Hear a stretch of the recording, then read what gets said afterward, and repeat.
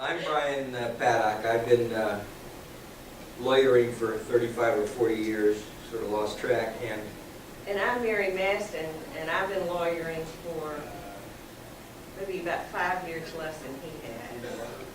And we do pro bono environmental law mostly now for Sierra Club and other. But for 30 years we did civil legal help. This is in retirement that we do this pro bono environmental stuff. Okay, so we're going to go through kind of the basics. And the first thing that people think of in water law is the Federal Clean Water Act. And Tennessee operates under the authority of that act and its own Tennessee Water Quality Act.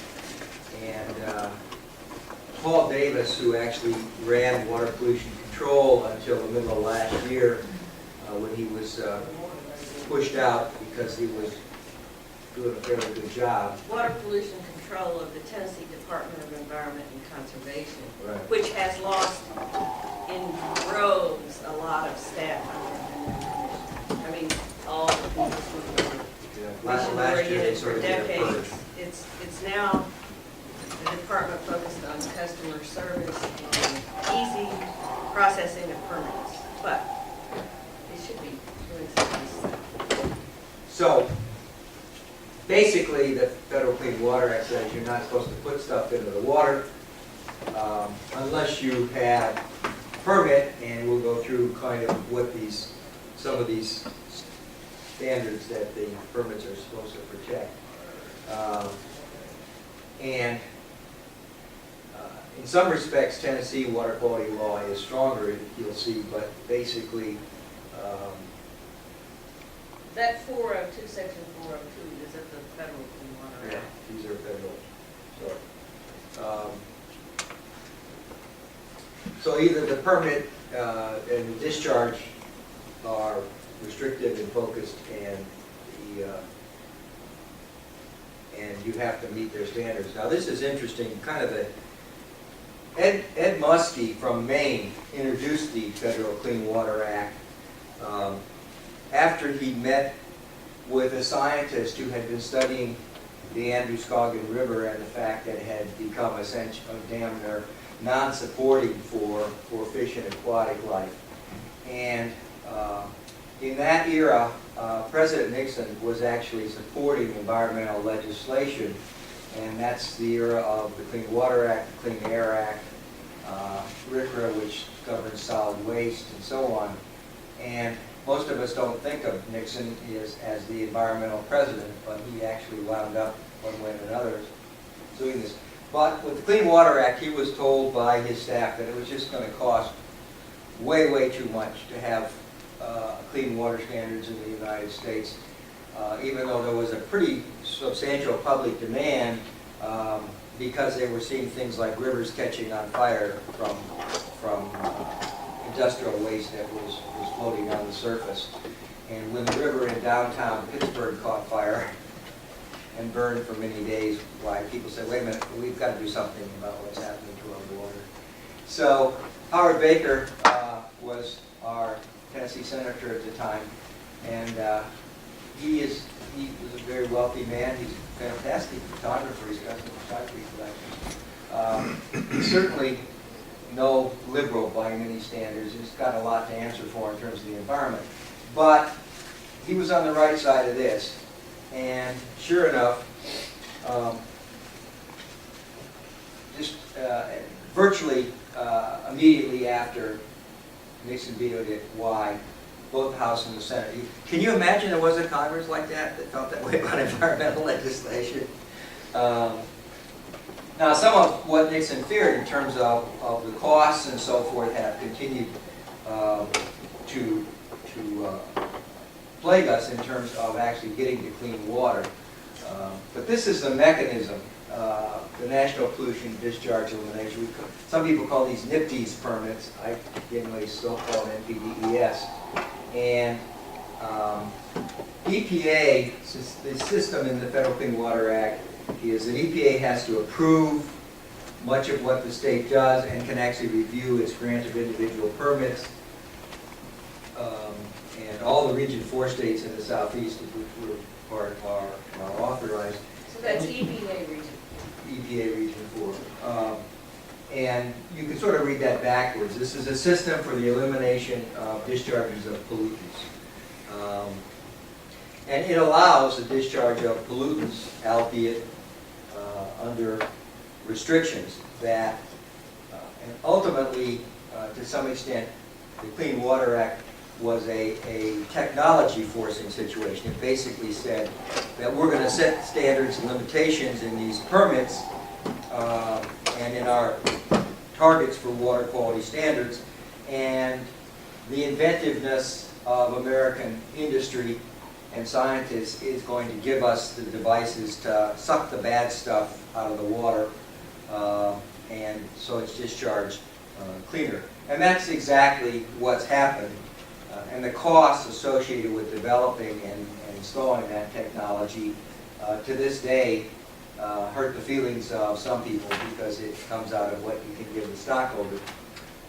So in Tennessee, interestingly enough, we actually passed a Water Quality Control Act before there was a Federal Clean Water Act.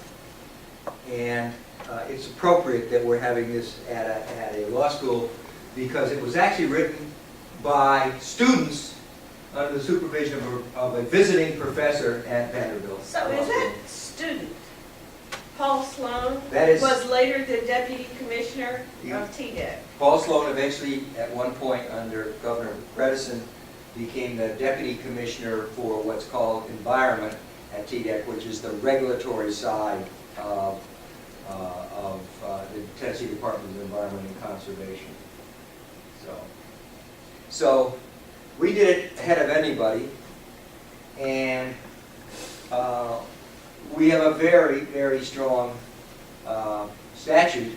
There have been little bites taken out of it, but basically it says it operates on the public trust doctrine, that the waters belong to everybody, and that the role of the government of Tennessee is to protect our trust rights in the waters of Tennessee.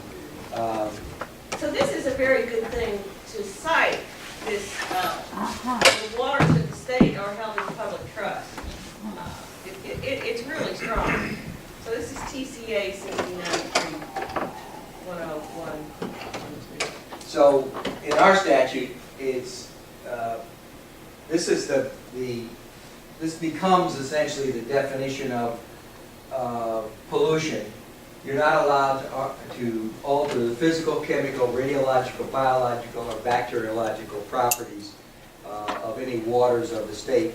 And waters of the state is also somewhat broader than waters of the United States.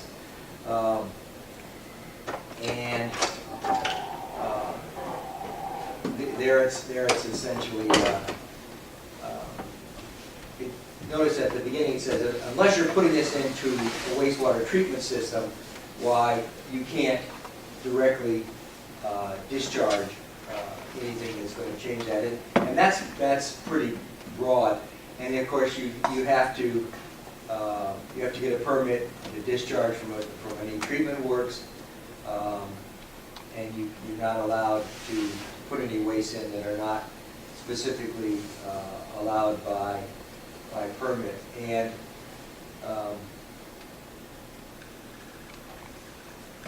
then there's what they call the natural resource, which is also ties together with aquatic resource alteration permits that we'll talk about a little later.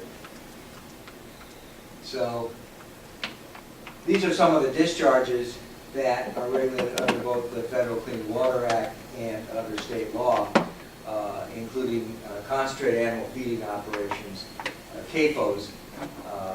And in Tennessee, we regulate the larger CAFOs under the authority that was added to the Federal Clean Water Act to regulate concentrated animal feeding operations.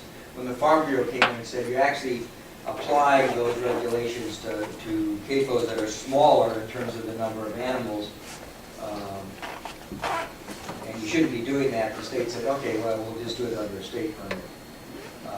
but unfortunately it starts, like for chickens, I think it starts at around 20,000 birds. So, people go in and say, well, I'm going to have all these chicken houses and we're going to have 19,900 birds.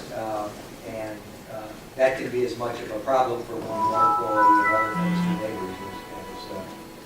neighbors. So CAFO continue to be a problem in Tennessee. They're probably one of the biggest sources of agriculture-based pollution, and they're very hard to fight. People really hate them, and when they come to us and talk about how they can do that, why we try to help them, but the upshot is, unless you can really drag it out, why the upshot is usually that the permit is there. And it's mostly chicken cages Now, in middle and Right. East Tennessee, West Tennessee. Again, state law says you essentially can't inject anything into the groundwater either. Tennessee has received permission from the federal government to regulate some wells, but it has never been given permission to give permits for what's called deep well injection, which includes the idea of toxics. And so we have, for example, a situation where the state says that the preferred disposition of fracking fluids, return flows from oil and gas wells, is for underground injection, but there's not a single legal place in the state to do that. And so what they do is they allow them to put it in ponds where it's allowed to evaporate, and they just push some dirt over it with whatever toxics were left in that. Or they actually allow land applications. You set up a spray system and spray it all over pasture. Golly knows what gets in there. Yes. Maybe I didn't hear it, but is there any regulation against uranium discharges into the waterways?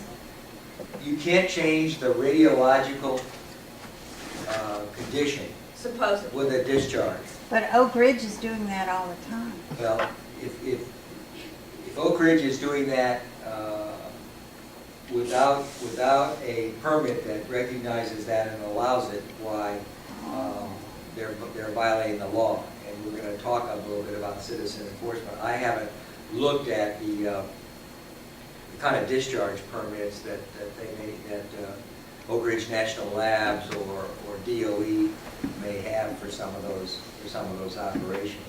And I don't think you heard Gary Davis's talk yesterday, but he talked quite a bit about early history with Oak Ridge and the Y-12, where they were dispersing this on the land. Yeah, well, and so, a lot of stuff that during the wartime which doubtless has gotten into groundwater as well as surface water, was just they just would dig a pit and roll the barrel. The disposal system was called kick and roll. Throw the barrels off the truck and kick them into a trench. And they didn't keep very good track of where that stuff was either. I mean, they're still finding small deposits of radioactive waste. So all that wartime stuff was before the Clean Water Act or the Tennessee Water Quality Control Act. It was also in the middle of a war, and if you weren't even sure you could win the war unless you did everything possible, why you just created national sacrifice zones for the development of nuclear weapons. So you could consider not all the Tennessee rivers out there a sacrifice zone. Right. I mean, it's an ongoing releases, though. They're finding Then you have it the today. coalition, you have all the nuclear plants. Yeah, the whole cleanup at Oak Ridge is an ongoing thing, and the people who monitor it at the Tennessee Environmental Council really don't consider it a cleanup in the sense that you never completely solve the problem. You never return things to their previous levels of just background radiation once you've had that kind of activity. This is a kind of an interesting one because this was actually added in the course of passing Tennessee legislation by a legislator who said TVA is stealing water from the Ocoee River to generate power, and it's screwing up all of our rafting. And so you're going to have to regulate that TDEC. You're going to be given the power to regulate that. And we've managed to protect the OCOE and sort through the difficulties of water power shared for power and for recreation, because if you remember, the OCOE was actually used for the Summer Olympics, rafting and water sports at one time. So in 1977, we amended our I think it was 71 or 72 statute to say, okay, and the state can participate in the NPDES system. And what that brought with it is a lot of money. About half of all the water pollution control activities and permitting in Tennessee, it comes under federal grant money. And it's interesting because you go over to the legislature, as Mary and I have occasionally, and the members say, we really should just stop TDEC. They shouldn't require these permits, you know, and let's just shut down all this water pollution control stuff. It's a big pain in the behind. And we say, well, you know, if we do that, why everybody's going to have to deal with a federal bureaucrat in Atlanta to get a permit. Because one way or another, you're going to have to have a permit under this. So some states think that if the state agency isn't doing its job, there is, have been attempts at de-delegation of EPA authority. But it's interesting to see the reaction of the legislators when they say everybody have to go to Atlanta, which is an idea that EPA doesn't like, which is why they don't grant de-delegation very easily. But they really don't understand that this is a federal legal framework that's going to have to be responded to. And of course, Atlanta's not equipped, the EPA is not equipped to actually pass out all the permits that would be required. Well, right now the federal agencies aren't equipped to do anything much. Now this is one of the bad spots, and this is actually to put our law somewhat in conformity with Federal Clean Water Act, and we call it the Ag and Forestry exemption. Essentially the Farm Bureau wrote this into the state statute when it was amended to bring us under the Clean Water Act and bring in the money and EPA relationship.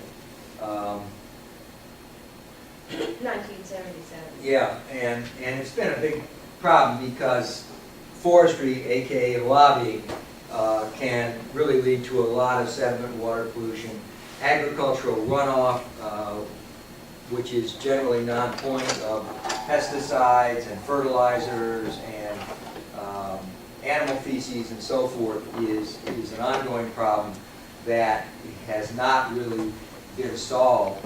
The federal government left out not ag and forestry. The federal government left out essentially non-point sources, and it's the single biggest hole in the Federal Clean Water Act, and it's essentially tracked in Tennessee law. And what they say is, you know, it's got to come out of a discrete point source to be regulated, and then you can put a permit between the end of that pipe and the water to say what can come out of that pipe. And that's proven to be a workable system that's gradually ratcheted up and become more science-based and become more effective. And so now what we're seeing is that the major issues in Tennessee come from these non-point source discharges that come off of stormwater essentially falling on agricultural land is the primary source of that. And sediment is the biggest pollutant in Tennessee waters. Right. So to loop back to the science and factual basis for the regulation by permit, you have what are called water quality standards. And the first piece of that is an idea called designated uses. And the goal of the Federal Clean Water Act, and it's stated a little differently for the state law, but operationally it works pretty much. The goal of the Federal Clean Water Act was by 1985 to make all the water in the United States fishable and swimmable. And if you're trying to go in 77 from rivers that catch on fire to being able to fish and swim in the middle of Pittsburgh with its industrial discharges. You have set a very ambitious goal, and obviously it was not met, and it has not been met to this day. But that is the target, and when you look at the water around you, you should really say, why can't we swim in this water? Why don't we want to get into that? Fish are a different matter because sometimes They have to be in the water. they don't have any choices, but sometimes you have areas that are simply not going to support anything except very tiny fish, which are really wonderful, like snail darters. So we get the designated uses, and I think there's a picture later on of kind of what the state regulations on that look like. Then there's the water quality criteria for a given use, and that usually has a humongous list of things that you're not allowed to have in the water at all, or only in very small quantities. And that includes, that's where you get the ban on certain metals and toxics and so forth. And then in Tennessee, the other thing you get, I like 3 parts that are all 111. The anti-degradation policy, we're going to try to talk about that a little bit toward the end of this. It's gotten extremely complicated, but potentially very powerful. But someplace along under the Clean Water Act, the EPA administrators decided that every state had to have an anti-degradation statement or policy, and what that really means and how it gets played out and what EPA thinks it means and so forth is a really kind of long and complicated issue. You could really write a kind of an interesting novel around the whole thing, I think, but we'll get to that. So here's the water quality criteria, and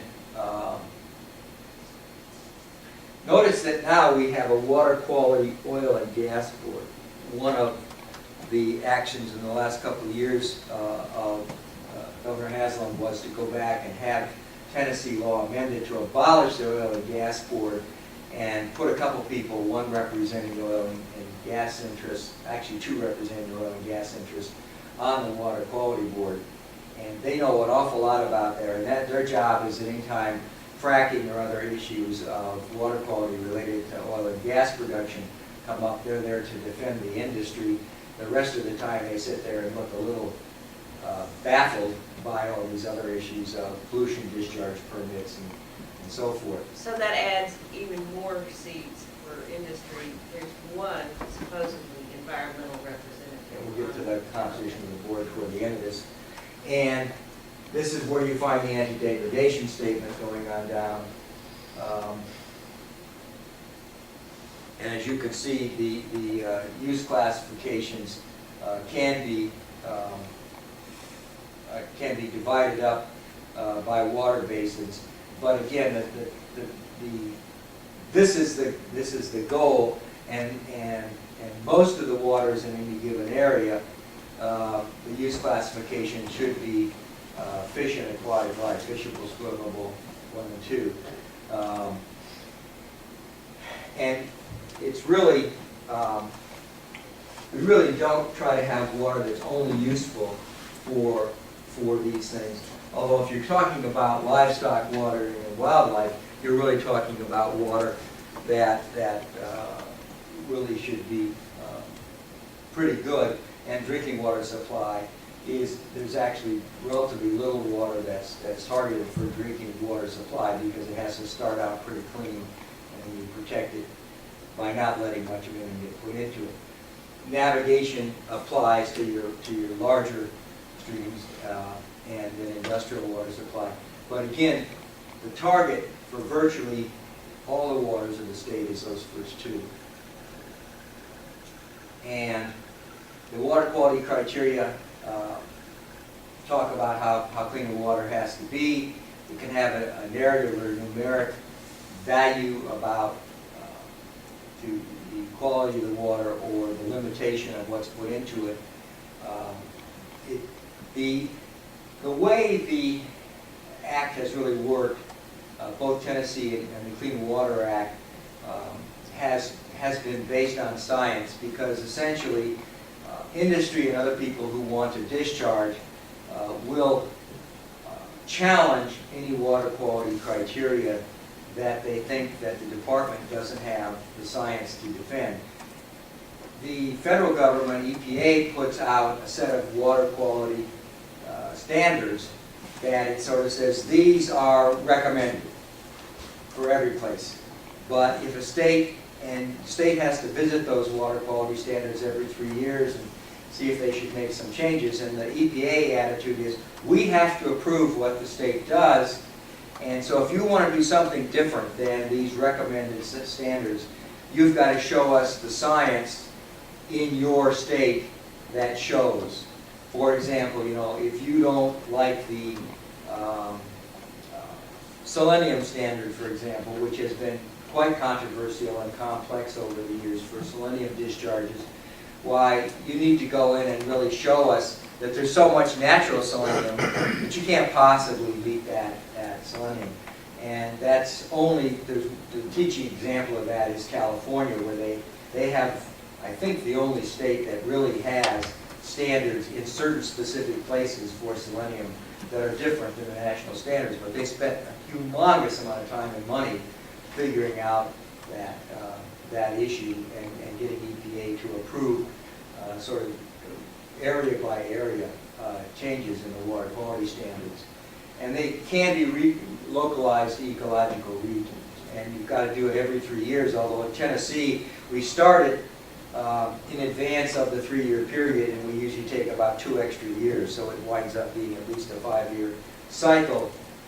And it's all done through public rulemaking. So the proposed water quality standards go out, and they take written comments, and they have some hearings. Usually, in past years at least, the TDEC staff has kind of gone to 5 or 6 places in the state and held public hearings on water quality standards. So it is another opportunity for public participation in comment in Tennessee water law. And it's interesting because it's people can get up and say anything they want in these hearings, but if you prepare ahead of time, it's kind of an interesting way to introduce people to sort of the restrictions on discharges and the targets for water quality that would apply in their watershed, in their ecoregion. This is an example of the idea of the narrative and numeric.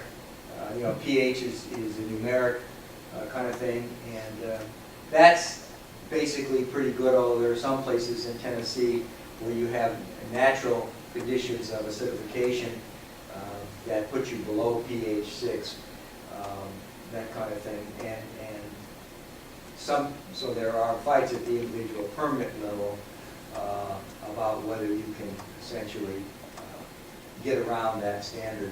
These are those blue arrows are from Paul Davis, yeah, this is who was the head of water pollution control in terms of what he's pointing out. Yeah. Right? This, But this last one's very hard to, you think that, you know, changes in color, turbidity.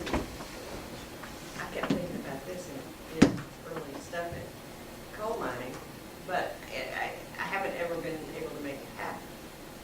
there's another idea that's included in here, which is reference streams. And in Tennessee, you have certain parts of certain streams that are considered reference. They're considered to be sort of clean, natural streams, and you should try to get the rest. You should compare where your streams are and where you want to move them back to the reference streams. Unfortunately, some of the reference streams themselves have some fairly adverse circumstances.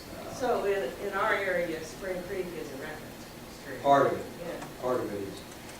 But it gets polluted in its upper reaches because as it gets to the tops of the hills, there's a lot of soybean farming, and when the mud washes off in that, then the reference stream is not very good for reference. There are fights every few years in TDEC and with TDEC and with EPA because EPA has pushed on a number of areas to have numeric standards rather than narrative standards. And TDEC, in its sometimes disinterest in regulating, has wanted to stick with narrative standards because they can sort of say, we know it when we see it, it's best professional judgment, and you're okay in situations to accommodate permit applicants. So we go out, and the TDEC guys and gals go out and they grab samples and they send them to approved labs, and sometimes it's continuous monitoring for chemical. This is kind of more interesting. This is the microbiological. They go out and grab a run of the stream and stir up underneath to get the little critters that live down in the mud and rocks, and then they pick through it and they say, gee, we got a lot of interesting little bugs here and bug larvae, and these are the, and it comes down to something fairly simple, which is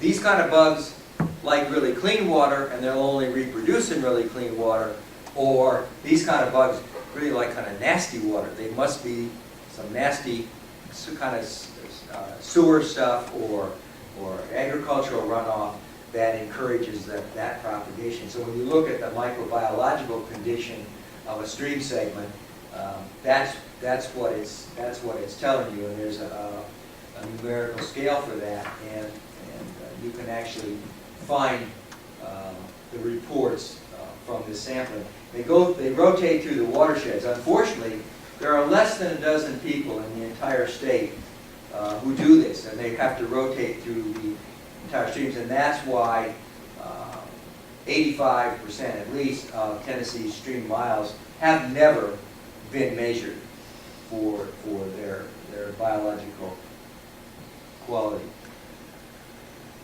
So they are looking at how protective those streams are of aquatic life. So we have a stream like we had, fully supportive of aquatic life, or it gets degraded, and they have these little critters that are indicator species of what else might be able to live in the water. These are the eco subregions, and you will find that the preparation work for a permit applicant and for a permit, the part when TDEC goes in to do the analysis of a request for a discharge permit, they always identify the ecological subregion and the characteristic qualities, including the qualities that the geology provides, which is the background degree of acidity or what the pH is and that kind of thing. So and I quite frankly, I have never really understood this. I just understand that it's got a fairly well-developed scientific basis for these. And you notice that they don't operate completely. They don't operate by watersheds. They're much more a factor of geology. You have that little light green Right. sliver there in the middle of the brighter green. That's the Sequatchie Valley, Right. and the rest is the Here you have essentially the Mississippi River floodplain areas, wetlands.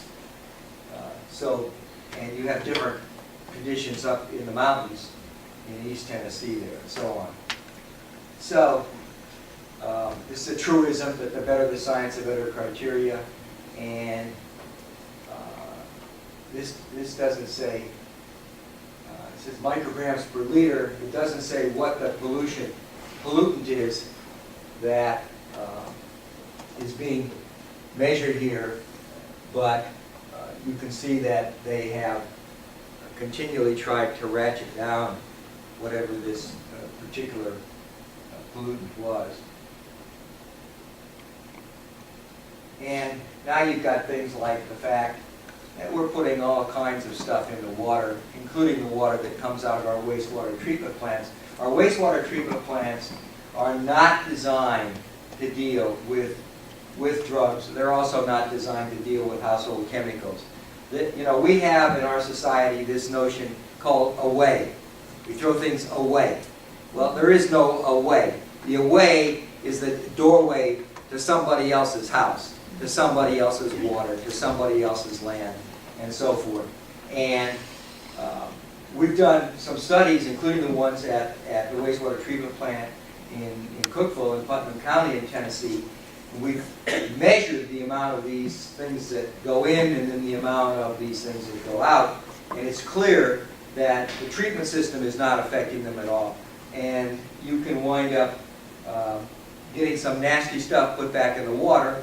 And we don't write permit conditions and say you have to take that out because nobody's gotten to that level of science and technology. And so you get endocrine disruptors. People take medicines or use chemicals or dump chemicals, and they can go in and really destroy the natural balances and operating systems in the human body. DTT was an endocrine disruptor. Fortunately or unfortunately, it affected alien species a lot more than it did human beings.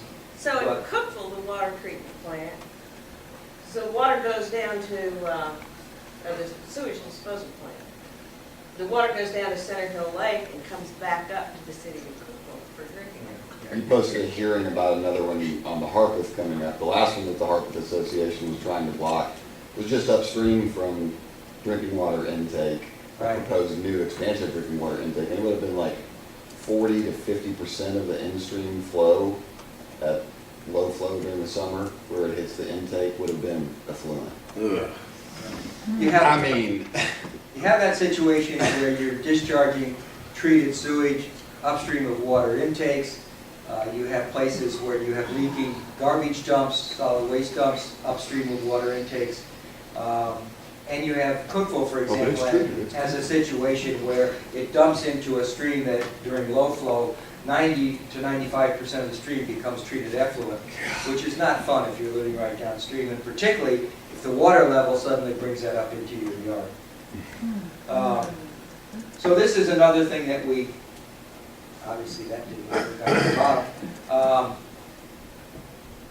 You have all of these concerns, and we're not, to the extent that you have these discharges, and a lot of these things are going to come from agricultural runoff and from stormwater runoff in cities. When you think about the amount of pet poop that gets washed into storm drains and goes untreated and discharged into the rivers that we dump our stormwater sewage into. So you wind up getting all this nasty stuff, and then you've got to deal with it at the water treatment level. You're not supposed to be allowing that kind of degradation with the discharge permit unless you get to this, what's covered up here, which is the economic and social necessity. We'll get back to that anti-degradation idea. But we're really creating our own problems, and we're creating it by essentially not paying attention and not insisting that treatment and science catch up with the major sources, and not really regulating what comes off most of the land in terms of agricultural runoff, nor are we really, we're trying to limit stormwater, but we're not really saying it's got to be collected and treated until it's at least at the same level that you would give a permit for wastewater treatment. We don't, the stormwater system is advancing in the state, what we call MS4 permits for cities to discharge stormwater, but it's nowhere near where it needs to be in terms of its discharges. So we talked about this before, the value. Okay, now here's the other thing that Tennessee has that the Clean Water Act does not have. The Clean Water Act generally does not deal with what are called hydrological modifications. And occasionally the courts and EPA have tried to deal with that by saying, well, you have to have an NPDES permit to move water from one place to another and discharge it. That's going to be treated as a discharge. And there are some things like that where there have been long legal controversies about what would be considered hydrological modifications. In Tennessee, we have this very broad definition of waters of the state. And if you look at it, why talking about except bodies of water confined and retained within the limits of a single property and single ownership which do not combine or affect a junction with natural or surface. In other words, what some people call the swimming pool exemption. It's not part of the waters of the state, but practically everything else is. And of course, at the beginning of all of our natural water is the wet weather conveyance. Tennessee has just gone through a 3 or 4 year effort where the polluters got together in what they called the Gang of Eight and managed to pass a modified and compromised version of a system to sort of identify wet weather conveyances and take them outside the permitting system. So now that there's a system of getting qualified hydrologist, and it's really a way that the polluters push, and so we need to have our own qualified hydrologist. TDEC, These wet weather Yeah. conveyance identification. TDEC made some regulations. I think that the people who wanted this legislation to allow them to modify what they could just call wet weather conveyances without permits or a buyer leave didn't realize what they were bargaining for, because by the time the smoke cleared, TDEC had the authority to make regulations that involved training, certification, standards, who's going to be able to say that something's a wet weather conveyance, and a system basically where if you're a developer and you want something declared a wet weather conveyance so you don't have to deal with it by getting a permit to affect it, why you've got to hire somebody that's certified. They've got to turn in a report to the TDEC office. The TDEC office has 30 days to say, okay with us, or we don't agree. That's a problem if there are big stacks of these coming in. So far there aren't. And then there's a system to try to determine whether who's right, whether the private consultant says it's a wet weather conveyance or whether TDEC that says maybe it isn't is right. Brian, I have a question about that. What if what if you're a developer and you don't do that? Then essentially they've altered a water course without an ARAP. They're operating without a permit if they go in and bulldoze So that. then somebody brings an enforcement action. Can the developer then try to establish that it's a wet weather conveyance? No, because once you've got enforcement for lack of a permit, there's 2 rules TDEC has. One, we never give a permit as a way of resolving an enforcement action. We can't go back and retroactively permit you to do something. So in that sense, the defense wouldn't work. Now, if you've really made a very significant alteration to what turned out to be, irrespective of its classification of stream or wet weather conveyance, without a permit, and you've got 2 choices. You can say to people, we've got to put it back the way it was, or if that's not practical, you could say you're going to pay a huge fine, and by the way, you've got to do the following kinds of things in compensation and in mitigation. And so if a citizen suit is brought against a facility for an unpermitted discharge, and then the operator says, no, it's a wet weather conveyance, so it's not regulated. Well, it's not really, this isn't discharge, or this is under Tennessee ARAP. It's only applies to ARAPs. Okay, Yeah. gotcha. Yeah. And this, you can't see it. But well, let me just play that one out though. So Yeah. you bring an enforcement action, you say you're operating without an ARAP. Mm-hmm. The company cannot, and it's a citizen suit. The company at that point cannot, actually I don't even know if you can bring a citizen suit for lack of an see, ARAP. could- That's the problem. Yeah. Yeah, Tennessee does Yeah. not have a private right of I action mean, to enforce this. If it were a situation where there were a 404 permit Yeah. required, which is the Army Corps, where Tennessee's ARAPs are a little broader than the Army Corps' 404, then you would be under Section 404, not the NPDES. Right. But the other thing is, by the way, that black letter, that's a stream, for anybody who's concerned about what's a stream and what's a wet weather conveyance. And I don't think even the most overpaid and foolish certified hydrologist would try to claim that was just a wet weather conveyance. That's a good way to lose your certification. But the The way you have to do that in Tennessee is you have to file a complaint under 118A of the Tennessee Water Quality Control Act. You would have to claim, you would have to say to TDEC enforce the fact that they modified essentially a stream because you'd be without a permit. TDEC would do whatever it's going to do and write you a letter saying, well, we're not going to really do much about this. And then you go to the Water Quality Board. If the Water Quality Board sustains a lack of enforcement, then you go to court. So that's how you finally get in front of a real court and real judges. The 118A on complaint, that. the commissioner has 90 days, and it can be just a letter to the commissioner. Yeah, it starts. We'll try to get to that in a little run around time.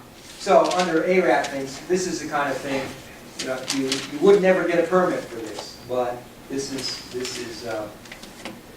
is what people do. They put their mobile homes in the floodplain.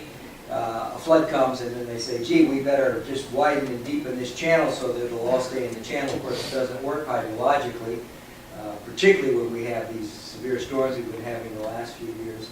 And so this whole kind of thing is illegal, and you could never get a permit to do it. But, and when you look at the standard for pollution, anything that disturbs that channel, and that's why you have to have an ARAP even to do a stream restoration. If there was something beneficial to that stream that you wanted to do, but required you to get in and do it, put in riffles, that kind of thing. Why you're just not allowed to get in the water and do anything. And that's why, by the way, operating an all-terrain vehicle or a farm tractor just passing through a stream is illegal.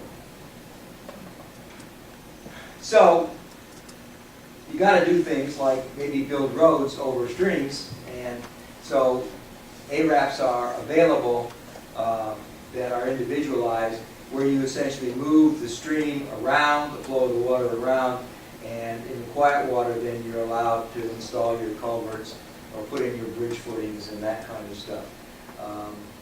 Not a really good solution, but if it's done properly, the stream will restore itself and there'll be less damage to the stream than if you had flowing water going right where you were disturbing the stream bed and pouring your concrete and putting in your culvert and so forth. And so we've had a lot of fights over the years about things like dams and their hydrological effects.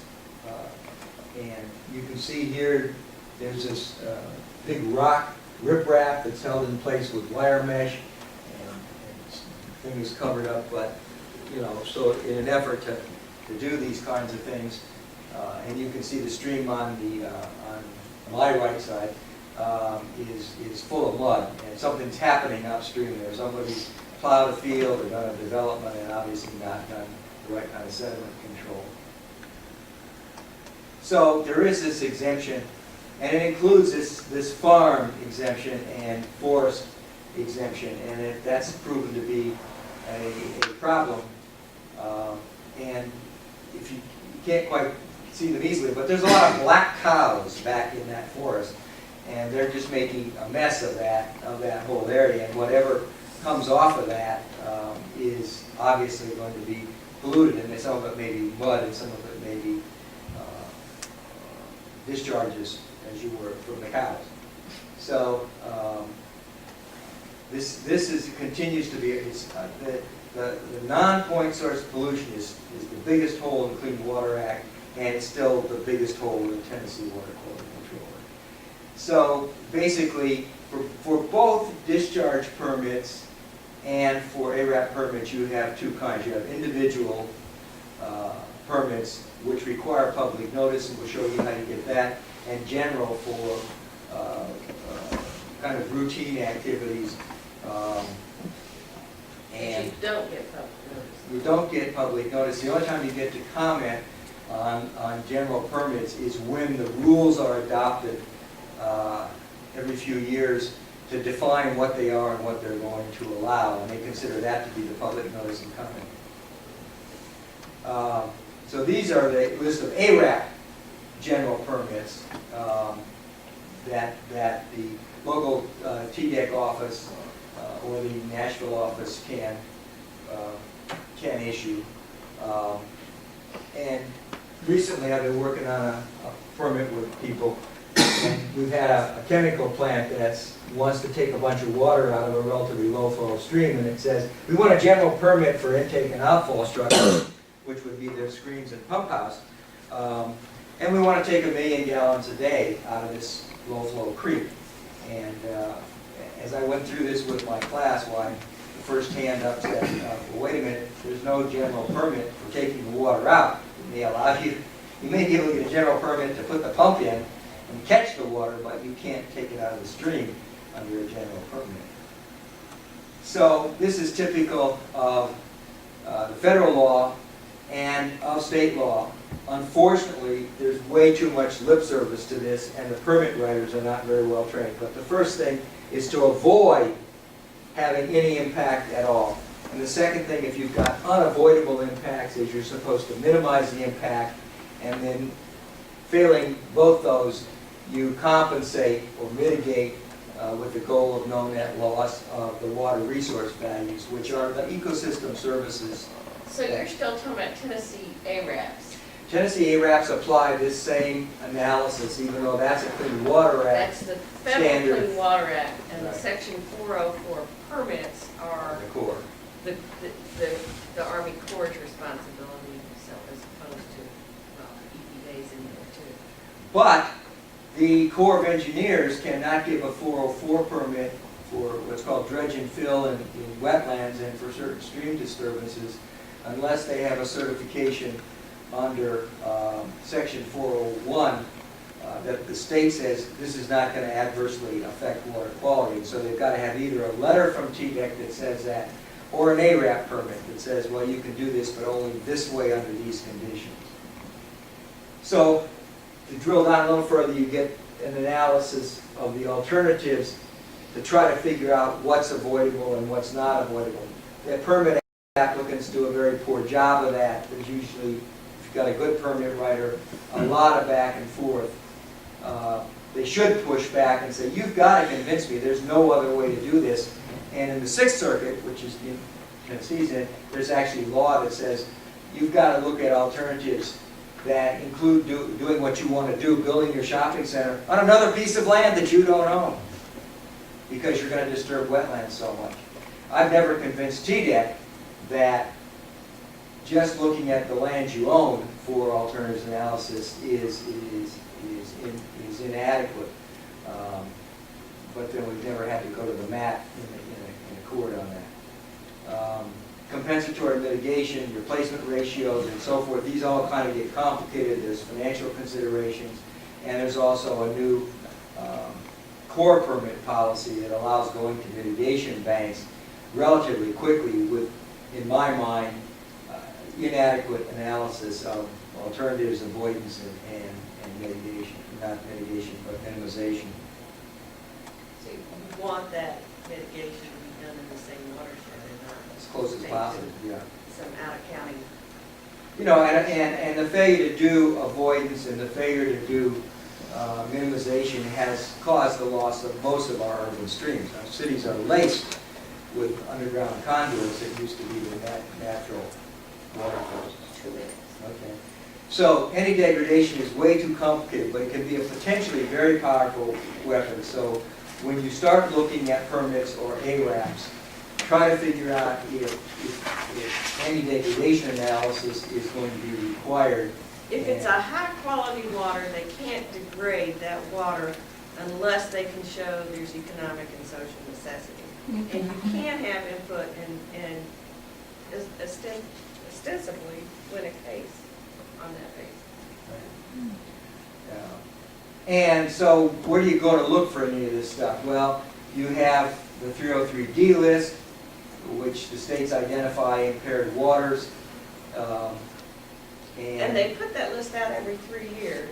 Right. And that tells you There it is. which streams are impaired in their class, their tier 1, tier 2, tier 3. So these are the kinds of things that cause impairments. This is not in the center bottom, it's not the way to improve a stream So bank. you can find the 303D list on TDEC's website. Right, it's a PDF, and that makes it word searchable. So you can put in the name of the creek you're interested in, or the county you want to look at, or whatever. And this is the 305B list, which watershed by watershed talks about what's happening in the waters in that watershed and what the main causes of impairment are. And tells you how things break out in terms of how you're doing.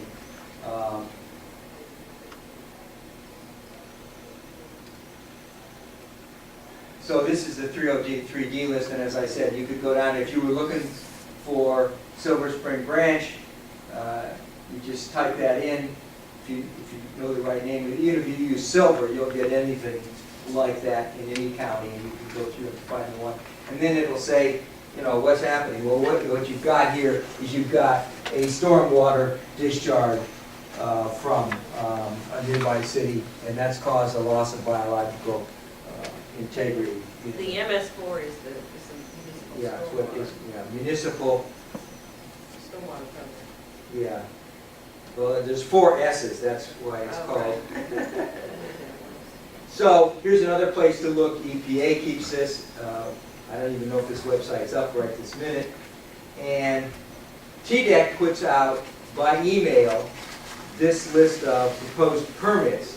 And anybody who's concerned about this, and they're usually only 2 or 3 pages in PDF, should, so again, it's searchable, can go ahead and just email TDEC and say, add my email to your list, and you'll get these once a month, and you'll also get sometimes a supplemental one, or a notice of a public hearing. And at the bottom, it's going to tell you about the anti-degradation policy, and it's going to tell you how to ask for a hearing, and how to make comments on a proposed permit. And then you can have an actual hearing. It doesn't, the threshold at least used to be that if even a couple of people wanted a hearing on a proposed permit, they would schedule a hearing. And that's a very important part, because if you don't play the game and ask for a hearing and make a comment in writing at least, even Then if you you don't, can't later challenge. then you can't later challenge it before the water board. So I think we should probably stop. But that, because we did public participation yesterday, unfortunately, they put these things in the wrong order. We should have done this one first and then public participation devices second. But if you have a question about how people can both find out these things or make an issue of them, why, come talk to us. Thank you.